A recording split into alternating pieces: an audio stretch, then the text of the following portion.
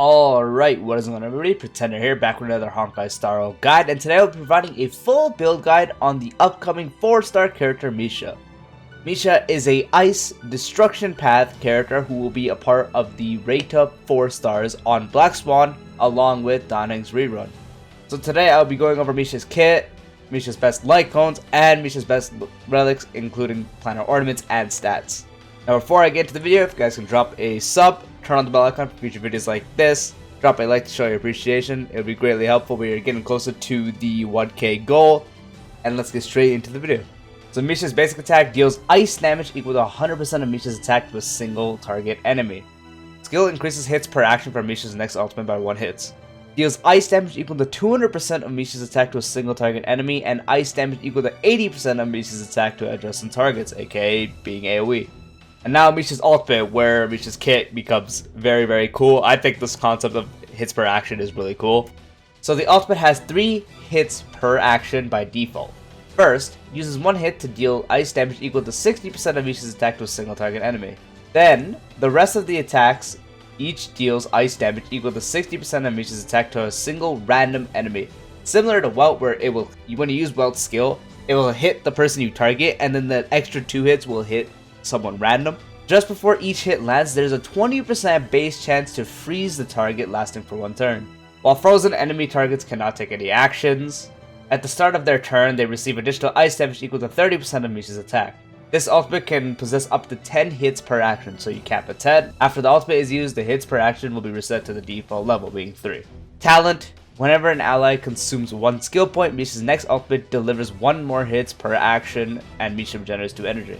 So there are more ways than just having Misha do turns to get more hits per action. You can actually use other people's skill points. So say using Brony buff to make Misha go again, that also counts and you get an extra hit per action.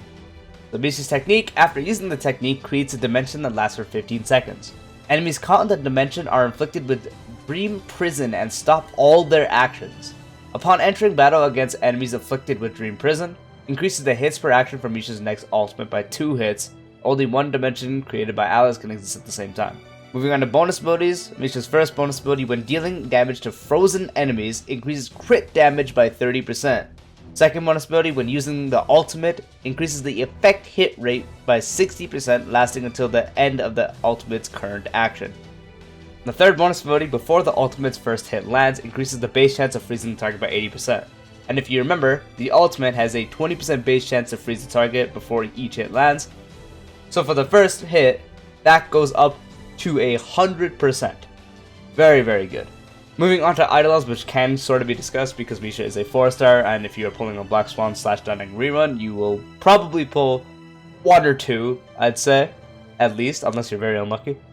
First Eidolon: when using the ultimate, for every enemy on the field, additionally increases the hits per action for the ultimate by 1 hit, up to a maximum increase of 5 hits.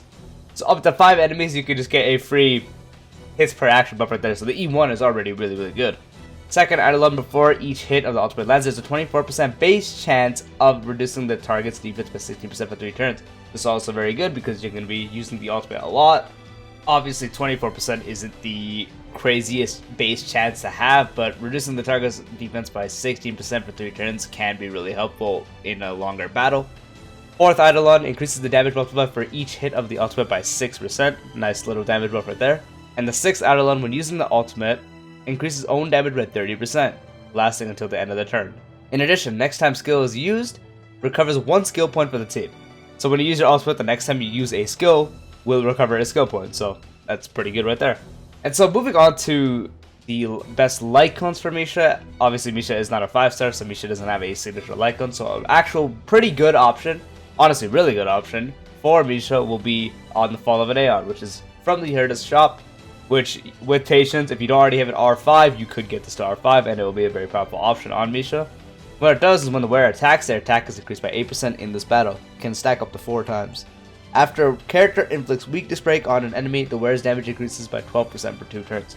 So you get a attack percent bonus that stacks up to 4 times, and if you do weakness break, you get a damage increase. And since this is very possible to R5, it becomes 60% stacking up to 4 times and a damage increase by 24%. So overall, this one is powerful, assuming you can do an okay amount of weakness breaks, which with Ruan Mei now that is possible. Weakness break on its own isn't too difficult, so this is a very powerful option on Misha. Another good option is Under the Blue Sky. What it does is increase the wearer's attack by 16%, so you're just getting an attack boost right there, which is good. And when the wearer defeats an enemy, the wearer's crit rate increases by 12% for 3 turns. Obviously, Misha is a DPS, so having Misha with a good amount of attack and crit stats will be very helpful. And this one helps you with the crit rate portion, so it's easier to crit. And obviously, if you can't crit, you won't get the crit damage bonus, you want to be critted with Misha. And also having the attack percent bonus is very nice, and since it's a 4-star, some people might have it R5. And the 16% becomes a 32%, and the crit rate becomes a 24%. So you get a just flat 32% attack increase, which is good. And you also get a 24% crit rate increase for defeating an enemy for 3 turns, which is also really good. The Mole's Welcome You is also another good option, and what it does is when the wearer uses basic attack, skill, or ultimate to attack enemies, the wearer gains 1 stack of Mischievous. Each stack increases the wearer's attack by 12%. And that 12% goes ahead and becomes 24%, and you're going to be using Misha's skill and ultimate pretty often, obviously the ultimate being the main source of the damage. So this one can rack up and help out a lot overall. And another pretty okay one is this one with Misha Audit that's coming out soon with the update. So what it does is increases the wearer's break effect by 28%, and when the wearer uses their ultimate, increases crit rate by 15% lasting for 2 turns.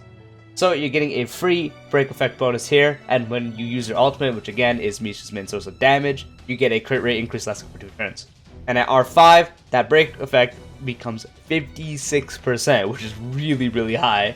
And when you use your ultimate, you get a 30% crit rate increase for 2 turns, which is very good. So this Lightcone that is coming up with the 2.0 update is also a really good option.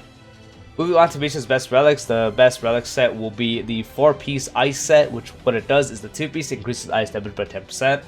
And the 4-piece, after the wearer uses their ultimate, their crit damage increases by 25% for 2 turns. And again, as I've mentioned multiple times now, Misha's main source of damage will be from the ultimate.